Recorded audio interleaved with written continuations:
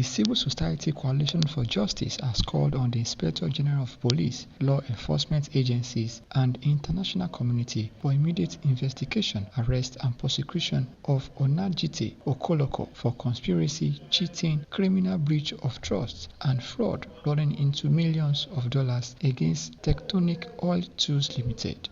The chief convener, Adebayo Ogorri, during the briefing accused Onajite Okoloko of misappropriating over 2 billion naira. Ogorri further stated that it is not the first time Onajite has been accused of fleets of companies to perpetrate fraud and scam people of their hard-earned money in the name of contracts. He also affirmed that Onajite also collected contracts from Sahara joint ventures, Eroton NNpcl, and others. Mr. Adebayo also stated that the group will not stop until it sees Onajite being arrested and brought to book.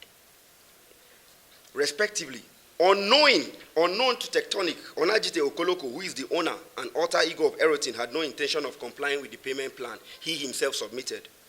We in Civil Society Coalition for Justice can authoritatively confirm that Onajite Okoloko collected the contract sums from the NNpcl Eroton Sahara joint venture accounts with the Central Bank of Nigeria, but went ahead to criminally misappropriate them by diverting same into personal use instead of paying directly to Tectonic. This action has negatively affected the business and fortunes of Tectonic, considering that they are equally exposed to numerous vendors who took part in the execution of the contract for Eroton. As a matter of fact, some of the vendors have been harassing Tectonic to the point of threatening the lives of their top management staff and dragging them before different courts across Nigeria. It is crystal clear that Onajite Okoloko is not a man of integrity and must not be allowed to benefit from his own illegalities against Tectonic. This is not the first time he has used the split of companies to perpetrate fraud and scam people of their hard-earned money, all in the name of contracts. To buttress how corrupt and criminally minded Onajite Okoloko is, the Nigerian National Petroleum Company Limited, NNpcl, has taken over the operation of OML-18 from Eroton due to his involvement in diversion of funds. On the reporting of crude oil mined in oil mining lease 18 from 30,000 barrels per day to a paltry 1,000 barrels per day. Also, Onajite Okoloko was alleged by NNpcl to have breached government financial regulations and failed to remit taxes and oil royalties, as well as pay joint venture partners. Lest we forget, the Economic and Financial Crimes Commission, EFCC, is investigating Onajite Okoloko over his links to former Governor James Onanafe Ibori's loot and the massive corruption in the oil industry that took place under the former Petroleum Minister, Ms. Dizani Alice Maduike. The man called Onajite Okoloko was alleged to have benefited from crude oil swap deals with the former minister, and we are wondering why he's still working freely on the streets instead of cooling off in prison.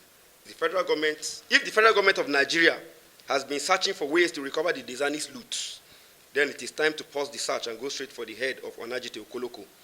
Consequently, upon the foregoing, CSCJ submits that the many criminal acts of Onajite Okoloko and his Eroton company as chronicled herein are more than enough to warrant his urgent investigation, extradition, arrest, and prosecution by the Nigeria Police Force and other law enforcement agencies.